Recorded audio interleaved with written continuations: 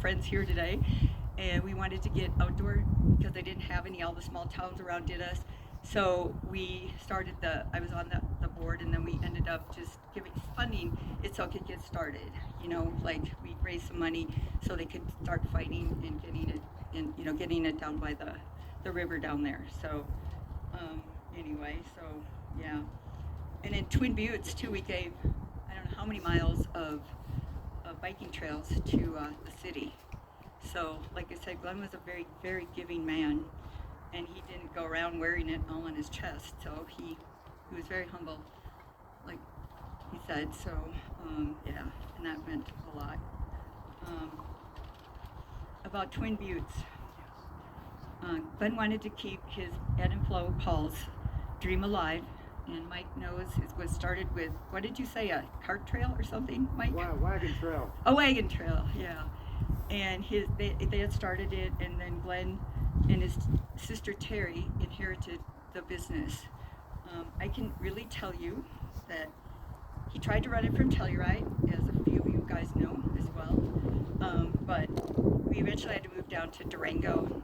Glenn enjoyed being on machinery. He always envied Mike and Scott and whoever is here that ran the machinery. He really didn't want to be behind the desk. I can truly say that from my heart. But in his mom and dad's memory, he really wanted to make it a go, so he threw himself into it. It was hard for me to convince him to take time off. He had a couple of people, very capable people of running this program, running the business here, so there was no need for fear, but he always thought, oh, I gotta make a good example, I have to be at work, and they're like, no, go away. But it was hard to get him to go on vacation, it really was, I'm not lying. And then he decided it would be cheaper to take me on vacation than get a divorce. So, just saying, I know I told Willie that many times. The problem is he missed a lot of his other life, weddings and funerals and family and grandkids, and as Brad said, life is too short, you guys. He relented just to being here, and he did. He gave it his all, you guys. And sometimes time slips away too fast, and I was older, so I saw it more than he did, and I just yeah. But remember to take the time and enjoy the people around you, please. Glenn didn't like conflict. He was not a conflict person at all. It was really hard on him. And as more people moved into Twin Buttes, you have a lot of other ideas too, what to do, how to run the business, how to do this.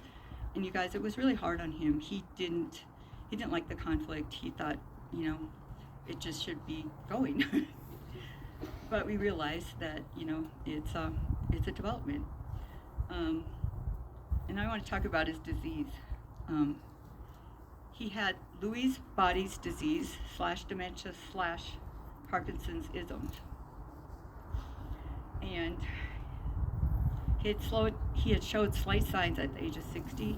Trevor and I knew a little bit more because we were around him 24/7. His dad had the same disease, so he knew what was coming. It takes over your entire body, especially the muscles, and especially the executive functioning of your brain. So that kind of makes everything. It was hard to see him. He couldn't hang up a shirt, guys, on a hanger like a year and a half ago. It was very difficult for him. And when we had his diagnosis done, the doctor said that it was we went to Rochester, and was the most misdiagnosed disease, because everybody calls it Alzheimer's. He did not have Alzheimer's. You can have a spinal tap now to make it sure that you don't have that, because they have special medications to do that. He also asked the doctor how long he had, and the doctor said 4 to 5 years from diagnosis. So it was coming pretty fast, being that we saw some signs a while ago. A year ago, Scott called in the fall and said he saw drastic changes in Glenn. His best friend, his co-worker, worked side by side for many, many years as we saw some things going on. He asked the family to get more involved in everyday business. We had to start estate planning with with my daughter and business operations. We began setting up meetings with Trevor, Cara, and myself.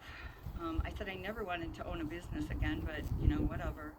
Um, in April, we sat our staff down and gave him more information about his diagnosis because we couldn't hide it anymore. Glenn was a very, very proud man, you guys, and he didn't want the whole community to see that he couldn't run as he had. But you guys, these guys are so capable, and they ran it for us without, with all the support we had, like for a year and a half at least, guys. So it wasn't sudden to us. I know it was sudden to you guys. Glenn finally decided that he knew it was coming, and he honestly just couldn't take it. He was cold all the time internally. It's part of the disease. You can't warm up. You can't do much of anything for it. You can't take a pill. And he was tired, endlessly tired. His morning was he'd get up at 10 or 11. He'd make himself breakfast. He was very capable of that, and driving a little bit. But after breakfast, he would have to lay down. And you guys that know that snowmobile with him, he never sat still. You guys would be around drinking your beer and whatever, and Trevor, or Glenn and Trevor would be off snowmobiling, and they'd run out of gas. So, he didn't sit still long very well. And the tiredness just ate at him, guys. It just ate at him so much. And he knew what was coming. He knew what was ahead, because like I said, my dad had it and his dad, so we knew all too well. And we had 2 of the best great weeks that we had, 3 weeks here, and just doing a few things and trying to live life. And I always had to push him. My daughter asked the doctor. She said, "My mom's being a little bossy." I'm an adaptive ski instructor. I am bossy. You guys, he said, if you don't use it, you're gonna lose it. So keep him going. I said, 5 minutes, out of the lawnmower, now.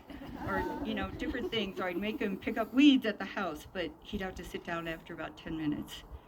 And like I said, you guys know that wasn't Glenn at all. And so he decided to take his own way. And he did, because he could, I guess. And it's a little bit shocking. I guess it wasn't shocking. It's upsetting. I'm mad. I'm whatever at him. But it wasn't real shocking, because he knew it was coming, and it wasn't going to get better, guys. It was not going to get better.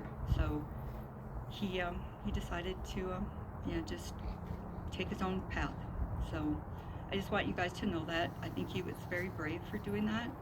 He didn't want to put us, our family, through what he saw his dad go through. And if there would have been some hope, I think it would have been, I don't know. You don't know. But it was his way, so I respect that, and it was fun. So anyway, thank you guys.